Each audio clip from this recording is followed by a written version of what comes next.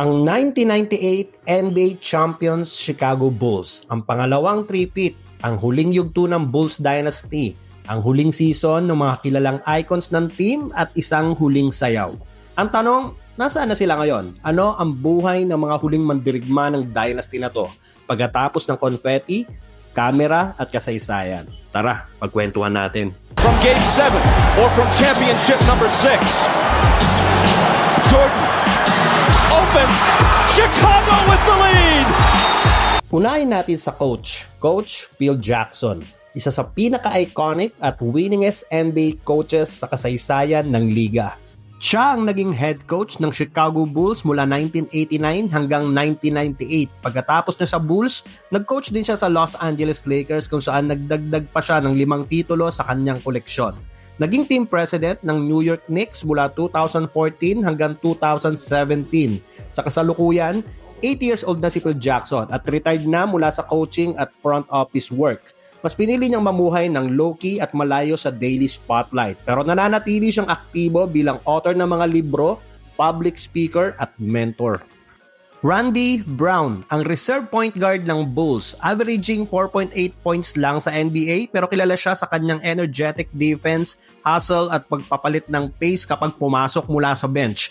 Matapos magretiro noong 2003, nagtrabaho sa coaching at front office ng Bulls pero mula 2018, hindi na siya aktibo sa NBA operations.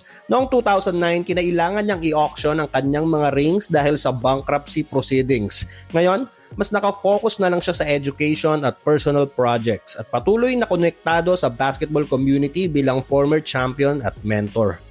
Dickey Simpkins, isang role player na nagbibigay depth sa frontcourt rotation. Sa 1998 playoffs, nag-average lang siya ng 1.2 points sa limited minutes. Matapos ang NBA, naglaro si Simpkins sa iba't ibang liga sa buong mundo like Europe, CBA at maging dito sa atin sa PBA kung saan naging import siya ng Alaska Aces noong 2005. Matapos ang kanyang playing career, nagtrabaho siya bilang scout ng Hornets at Wizards at ngayon ay commentator siya para sa Fox Sports at isa na siyang founder ng Next Level Performance Incorporated, isang basketball development company. Jud Buechler, isang defensive wing na may limited minutes pero kilala bilang strategic spot-up shooter at bahagi ng key role player rotation ng 1998 Bulls. Isang tunay na 3-and-D type player sa huling championship run. Huling naglaro noong 2001 NBA season. Pagkatapos ng NBA career niya, naging assistant coach siya sa college at high school basketball habang nakatutok din sa youth development at basketball clinics.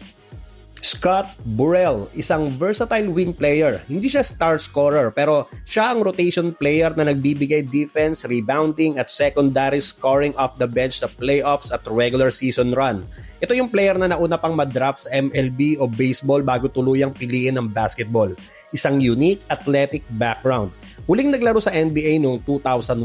Pagkatapos ng NBA, naglaro pa siya internationally at sa minor leagues hanggang 2005 at 2006 bago tuluyang nag-retire bilang player. Matapos ang kanyang playing career, siya ay naging coach ng Southern Connecticut State University at ngayong taon ang kanyang 11th year bilang kanilang head coach. Bill Wennington, ang Bulls backup center. 3-time NBA champion. May average nung season na yon ng 5.7 points at 3.2 rebounds per game. Pero nagkaroon lang ng limited playoff minutes. Matapos mag-retire sa NBA noong 2001, lumipat siya sa media broadcasting. Ngayon, siya ang color commentator ng Chicago Bulls mula pa noong 2003 kasama si Chuck Swirsky sa ESPN Radio 1000. Steve Kerr, ang premier sharpshooting reserve guard na kilala bilang key floor spacer sa Bulls dynasty at may career 3-point shooting average na 45.4% na isa sa pinakamataas sa NBA history. Matapos mag-retire noong 2003, naging broadcaster siya sa TNT at NBA analyst. Ngayon, siya ang head coach ng Golden State Warriors mula 2014 at nagdagdag ng 4 na NBA championship sa kanyang koleksyon bilang coach.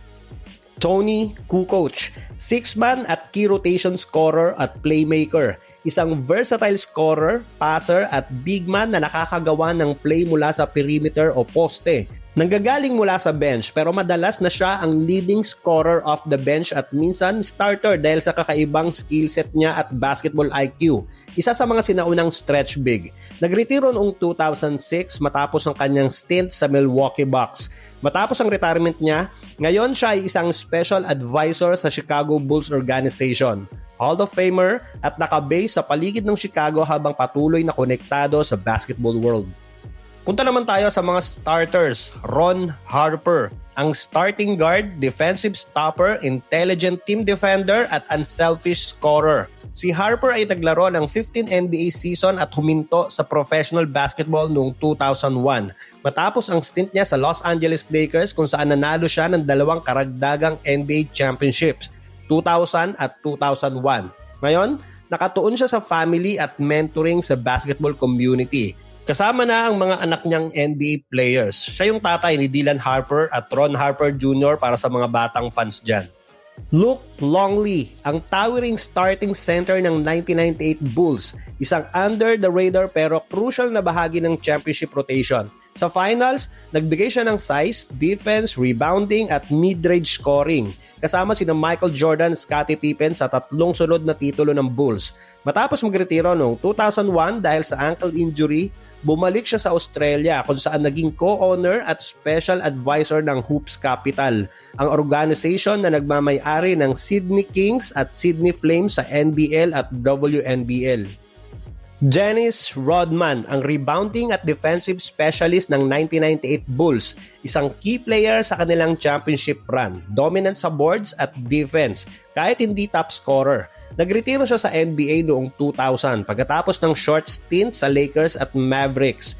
Ngayong 2026, wala na siyang active job sa basketball workforce, ngunit nananatili siyang iconic figure sa sport at pop culture. Palagi nakikita sa public appearances tulad ng fashion events at may mga brand partnership at personal ventures tulad ng clothing collabs. At may report din na balak nilang magsimula ng sariling podcast kasama ang girlfriend niya.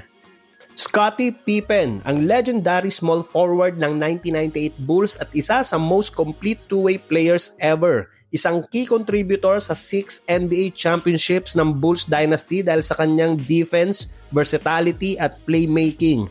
Nagretiro siya noong 2004 pagkatapos ng 17 seasons at ngayong 2026, nakafocus na lang siya sa mga personal ventures, real estate, fashion collaborations, charity at community activities.